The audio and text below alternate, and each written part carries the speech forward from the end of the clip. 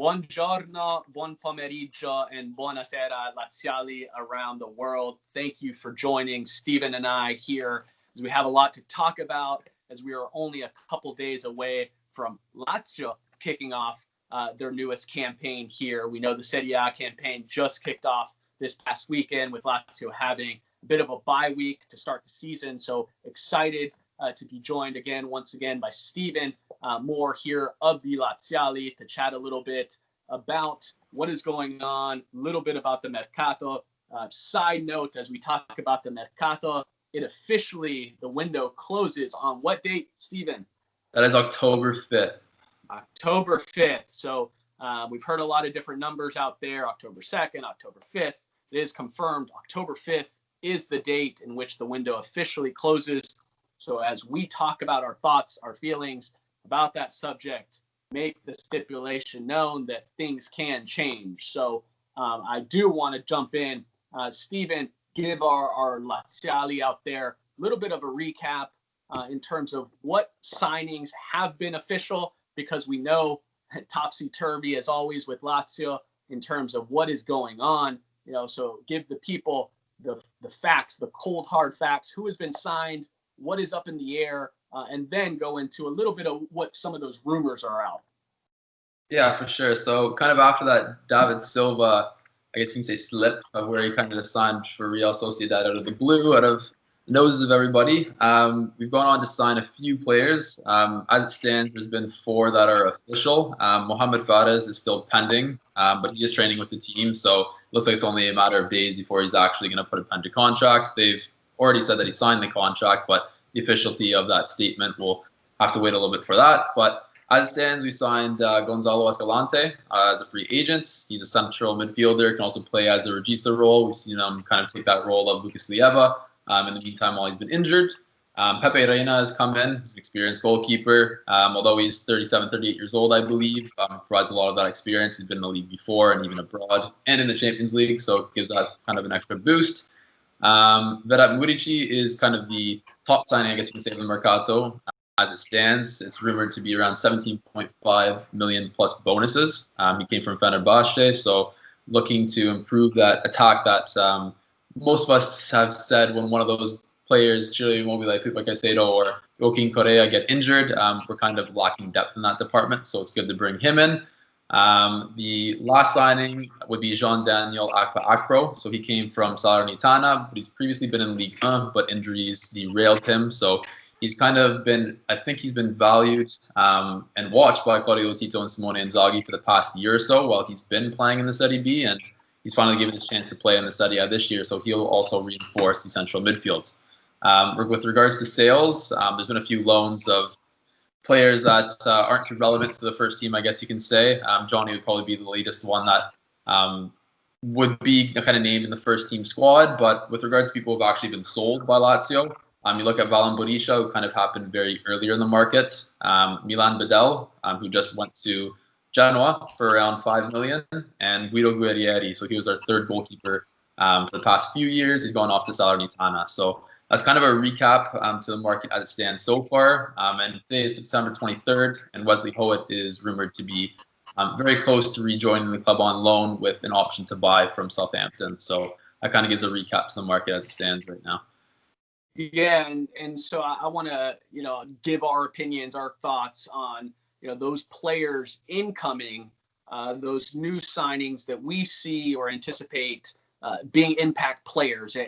And for purposes of this topic, Stephen, let's assume Fares is done. We know anything can happen, especially with this club. But let's assume he's playing, he's practicing. For all intents and purposes, he's a Lazio player. So let's include him in this discussion. From those incoming players, who do you see as being the biggest impact to Lazio in this campaign? I think it's honestly going to be the only player who goes into the starting 11 right away, and I think that's going to be Mohamed Fares. Experienced in the league, going to be replacing the aging and currently injured and out of the squad Senad Lulic.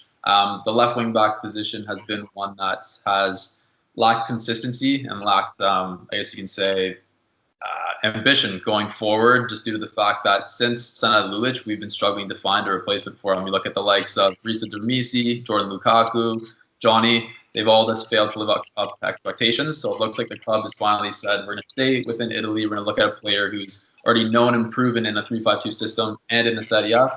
Although he's unexperienced in the Champions League, it's still something that can give that extra quality to Lazio, as they know kind of player he is. But you look at other players like Murici and Escalante coming off the bench, I think they'll be real impactful subs. You kind of look at the past, we have Cataldi who can reinforce the midfield position when Lucas is injured, but apart from him, we don't really have anyone else in that position. And same with up top. Caicedo has come in, he's kind of been known as that super sub, but we need someone who can actually last a full 90 minutes, provide something a little bit more different, and Murici gives that when he comes off the bench too. Yeah, I would agree with you. Initially, if I was asked this question 7-10 days ago, I think I probably would have leaned Murici, especially with having conversations with folks that know him, that have watched him play, got me excited about his signing. But I think you're right. I think it's going to be that player that ultimately starts on a more frequent basis. That is likely to be Fares. Two things that worry me. Obviously there are rumors about Murici coming down with COVID, and so not being with the club right now, that concerns me. Kind of already starting this relationship or his integration into the club on a little bit of a rocky foot. And when it comes to Fares, you mentioned it. I'd say our left wing back position, it's almost like that cursed number 9 for Milan. Like, we can't find a guy to replace Mulic. I mean, that man, he's hanging on probably until he retires at this rate. So Fares, obviously his experience in the league, I think and hope he is that guy to relieve Lulic, and provide that quality that we need from that left side to help flank Lazzari. So that would be my vote for impact signing. Again, let's hope that we sign some players of real quality. The rumors are out there with Hutt. I gotta say that doesn't thrill me much. Of all the players, Lazio we know is pretty bullish when it comes to not bringing players back into the club once they leave, particularly those that want to leave. And Wesley Hutt wanted to leave the club. He wanted to play more first team minutes, ended up leaving to Southampton. No disrespect to them, but a club that I don't see as a step above Lazio. Couldn't really earn his place in their first team. Was loaned out a few times. Really struggled to develop into the type of player he looked like he could become. So doesn't thrill me. He seems a little bit like a panic signing right now as we near the deadline. So at the moment, for me, it's going to be Fares. So Steven, what about those guys that we have, our tried and trusted superstars, you can call them? Who do you see? And maybe it's not one of the top guys on the club or names that folks are accustomed to hearing, but who do you see as being the biggest impact player that's currently on the roster or holdover from last year's team to this year? Who do you see as being the biggest impact player? I think it's just going to continuously be Ciro Immobile. He's going to be the one who's providing our attack, all of our goals, creating chances up front in attack. We have Luis Alberto, Joaquin Correa, and Milinkovic-Savic, who are other big names that are mentioned, in addition to Lucas Leiva and Francesco Acerbi. They kind of provide that core and stability to the team, but you take Immobile out of the starting 11, the goals will just continuously go down. So I feel like he's kind of the number one player that Lazio needs to have in the starting 11 all the time. He gives everything for him everything for the club every time he's on the pitch. So I'd have to say Ciro Immobile, I think, is going to continuously be that name for us for years to come. Yeah, I'm with you. I mean, he's our MVP, no doubt about it. When he scores, we produce. I think for me, while I do believe and agree that he is the one that's going to produce, or if I was a betting man, he's the person that I would place money on, because he's been our most consistent producer year in and year out.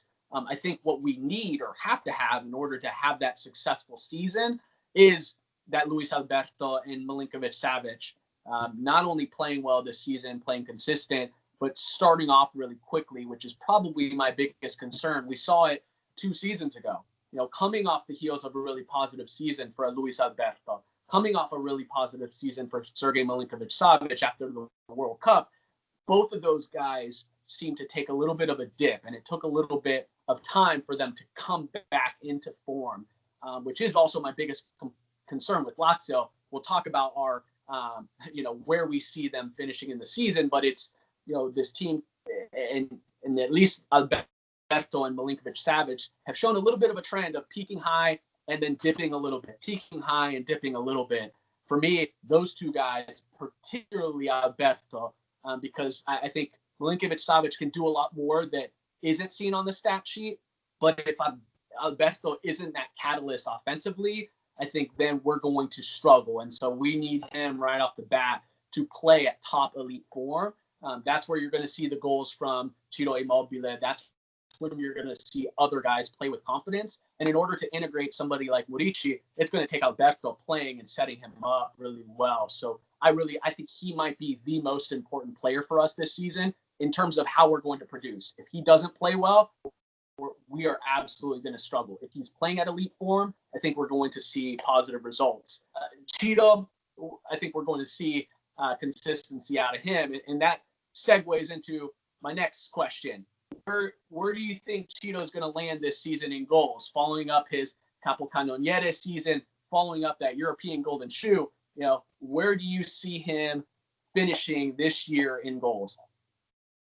With regards to Serie A solely, I kind of see him finishing in that 20 to 25 goal range mark, only due to the fact that if Correa and Murici are playing as often as they do, kind of counterparting them and also producing themselves, I kind of see the goals being more dispersed with regards to those top three up front.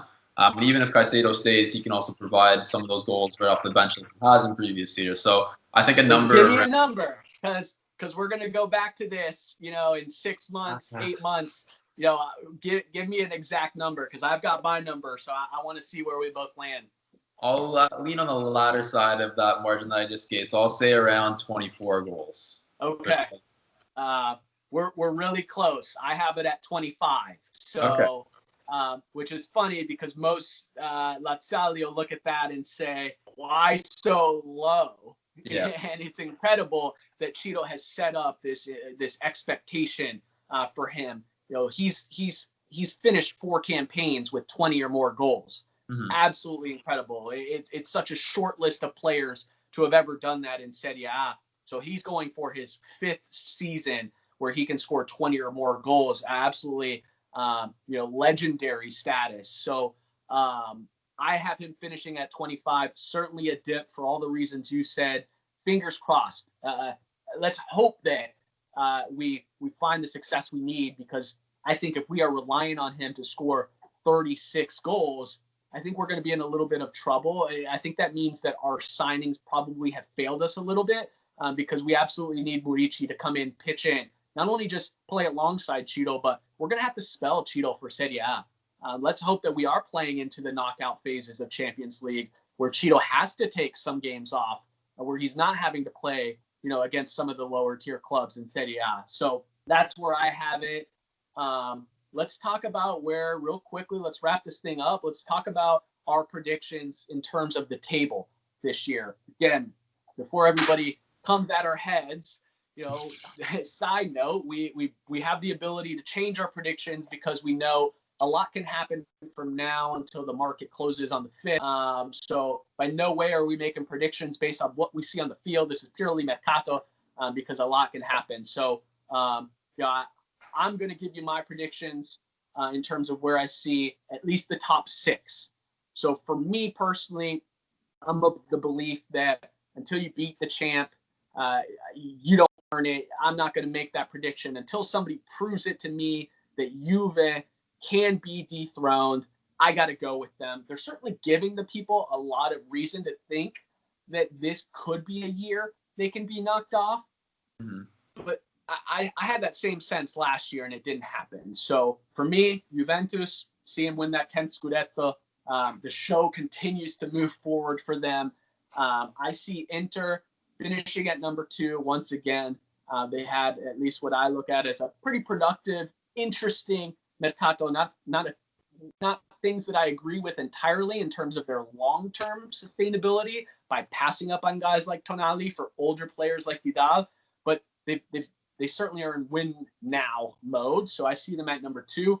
A team that I've seen some mixed reviews on, and I think a lot of people are sleeping on, is Napoli. I think Napoli has proven this past decade that they are challengers. They continue to make all the right moves. I think last year was a little bit of a blip with all of the drama in their coaching situation before bringing on Gattuso, who I think has stabilized them, given them the right mentality. Really got off to a nice start to start the campaign this past weekend. So I see Napoli as once again being challengers, being a Champions League team. And then not necessarily a surprise pick, because certainly a club as big as Milan is never a surprise. But I think that they will find themselves, at least currently, in that final Champions League spot. I like the moves that they've made. You saw what they were able to do post Zlatan, the impact that he made in terms of mentality. Certainly, he's a guy that, regardless of age, continues to be productive. We saw it kicking off his campaign with a brace. He certainly was in a position where he could have started off with 3 goals in the opening round. So I like what I see from them. They're going to slowly integrate Tonali, who I believe, like many, is the future of Italian soccer. So I'm really high on them. And I have Lazio in the 5th spot.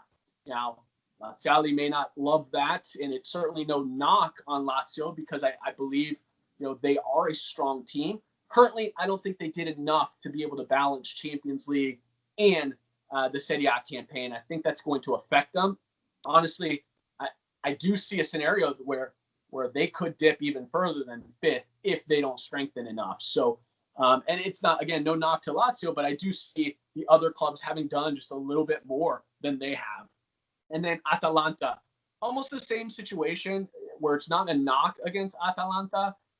They could very easily find themselves in 4th or 5th position, but I have them more fatigued for them. It's been a team that's been together. I think a lot of that emotional high of being that small club that could, being that little engine that could, I think some of that starts to wear, maybe with more expectations. Again, they're going to be finding themselves as a club that's targeted now. When teams are playing against them, they're no longer going to catch anybody by surprise. So I don't know that they're going to have, maybe it's that motivation. Papu is another year older. There was links to him in the offseason with some other foreign clubs. So, I don't know if they have that same continuity. So I see them dipping. And then I see Roma in that 6th spot. And honestly, I thought their mercato was an absolute disaster in terms of quality bringing in, up until the Kumbula signing. I'll give them all the credit in the world. He's certainly a player that I wanted to see on Lazio. Was really upset to see him obviously sign for our city rivals. But I think they let a lot of talent go. It looks like Dzeko will certainly be staying with the club. I believe he was training with them. So a little bit of, mercato madness for them as well. But that's where I have my top 6 finishing. What about you, Steven? I think, just a correction there, I think Roma you had out of the top 6, which I believe is fine, if I'm not mistaken. Or is that actually 6? No, you're right. I had them at 7. Yep, just Perfect. Outside the top 6. We'll start there. That's where I also top 6. And I knew I needed to mention Roma. So, yes, I do have them outside of European spots. Man, it's hard. Yeah, no worries, because I actually have Roma in 7th as well. So we'll start on that high note of us both there with Roma. I feel like you just mentioned, most of my points are facts that I was going to mention. You've kind of touched upon perfectly. So I might just kind of give this a run up from 7th to 1st. But I have Roma outside of all those European spots, in 7th. Lazio in 6th. Milan in 5th.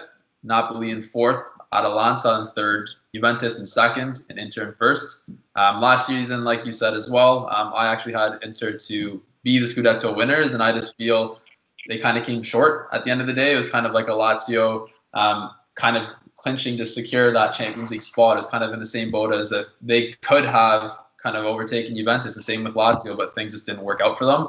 I don't feel that Lazio has reinforced their team well enough to even compete in the Serie A again, never mind the Champions League. So, like we've kind of said in previous years, as soon as one of those main characters gets injured on the squad, we'll start to see things kind of go sideways potentially. And I don't feel that the quality depth is what I'm trying to call it, has not been reinforced enough. You look at the players that are on the team, we've kind of gotten rid of a few of these players, as in Johnny, who so many people had kind of bashed on last season.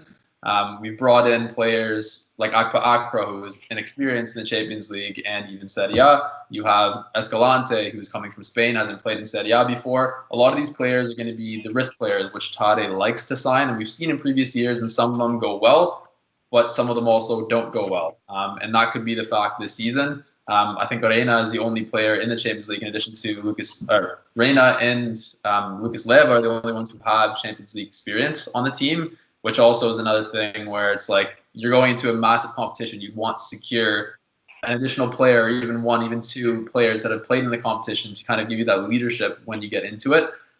So my goals and hopes are that Lazio kind of gets out of the group stage of the Champions League and they finish in the top 4 spot in the Serie A. But as it stands, with 2 weeks or not even a week to go in the market, I don't see that happening, especially with even a Wesley Hoet coming in, which I feel is going to be a Wallace 2.0.